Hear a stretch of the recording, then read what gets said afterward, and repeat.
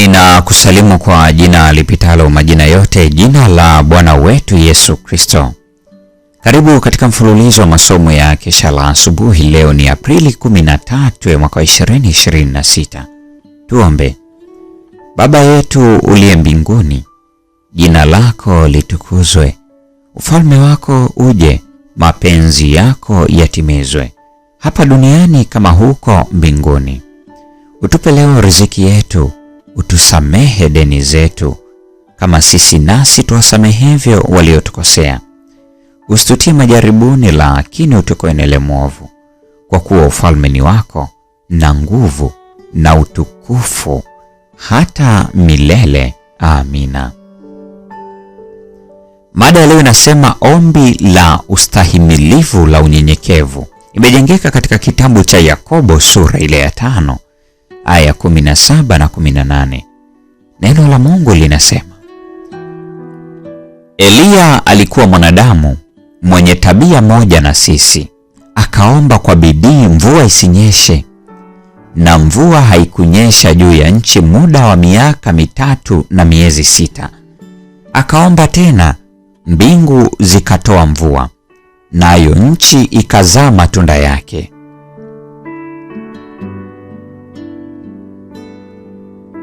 Masomo muhimu yanawasilishwa kwetu katika uzoefu wa Eliya. Alipokuwa juu ya mlima Karmeli, aliomba ombi kwa ajili ya mvua. Imani yake ilijaribiwa, bali alivumilia katika kufanya haja yake kujulikana kwa Mungu.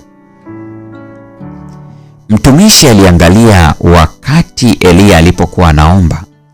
Mara 6 alirudi kutoka kuangalia akisema, hakuna kitu, hakuna wingu wala ishara ya mvua. Lakini nabii hakukata tamaa katika kuvunjwa moyo. Aliendelea kupitia maisha yake upya ili kuona pale aliposhindwa kumtukuza Mungu.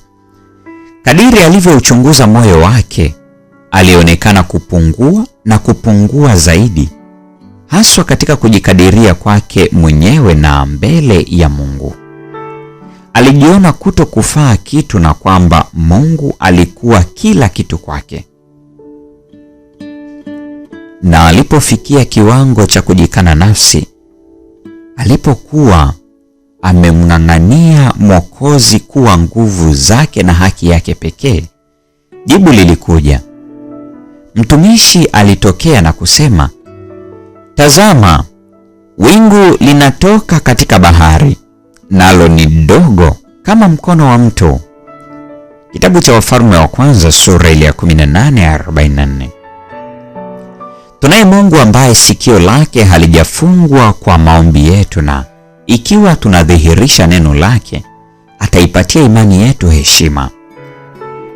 Anatutaka kuyafunganisha mapenzi yetu na mapenzi yake, na kisha itakuwa salama kwake kutubariki, kwa maana hatutaitukuza nafsi anapotupatia baraka, bali tutarudisha utukufu wote kwa Mungu. Mara nyingi Mungu hajibu maombi yetu papo hapo tunapomwomba, kwa kuwa kama angefanya hivi, tungeweza kuchukulia kuwa sawa tu kwamba tuna haki ya kupewa baraka zote na fadhila anazotupatia. Badala ya kuipeleleza mioyo yetu ili kuona kama kuna uovu wowote tulioupendelea, dhambi tuliyoitenda, tungekuwa hatujali na kushindwa kutambua utegemezi wetu juu yake. Eliya alijinyenyekeza mpaka alipokuwa katika hali ambayo hangeweza kujitwalia utukufu. Hii ndiyo hali ambayo kwayo Bwana anasikia maombi, kwa maana tutampatia yeye sifa. Ni Mungu pekee astahilie kutukuzwa. Hii ni Aprili 13, mada ikisema ombi la ustahimilivu la unyenyekevu. Na huo ndio mwisho wa tafakari ya mada hii siku ya leo. Neema ya Bwana wetu Yesu Kristo, pendo la Mungu, na ushirika wa Roho Mtakatifu dumu kwa pamoja nasi sasa na hata milele. Amina.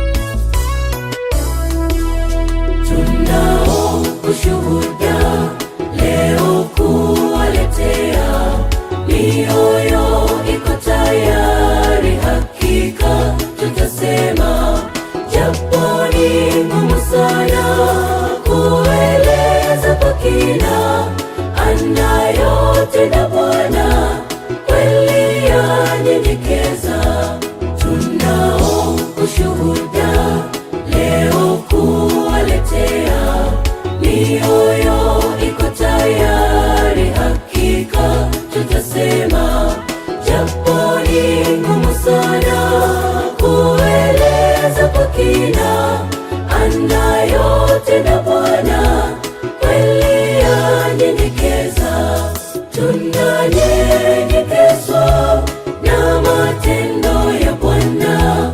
Kila siku ni mema, hachoki kuyatenda. Alitenda jana, ametenda leo, atatenda kesho. Acha tuimbe sifa. Tunanyenyekezwa na matendo ya Bwana. Kila siku ni mema, hachoki kuyatenda. Alitenda jana, ametenda leo, atatenda kesho. Acha tuimbe sifa.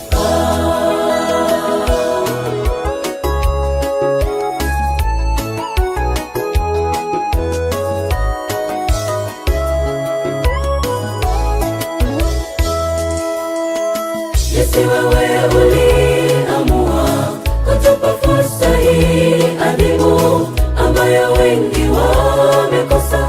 Tunanyenyekezwa, wengine hatukuyaomba, Bwana wewe uliyatenda.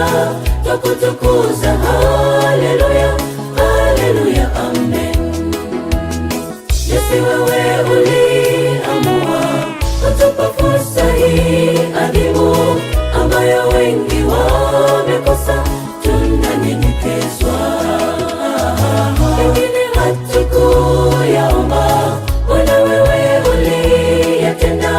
Twakutukuza, haleluya, haleluya, amen.